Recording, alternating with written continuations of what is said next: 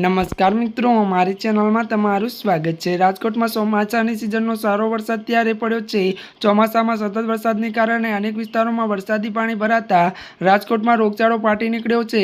જિલ્લાઓમાં રોગચાળો બેફામ બનતા હોસ્પિટલમાં દર્દીઓની લાંબી લાઈનો જોવા મળી। જો કે વધુ વાત કરીએ તો એક જ સપ્તાહની અંદર 2021 દર્દીઓ નોંધાતા ત્યારે મિત્રો આરોગ્ય વિભાગ ત્યારે સફળતું જાગ્યું છે અને ફોરિંગ કામગીરી હાથ ધરી છે।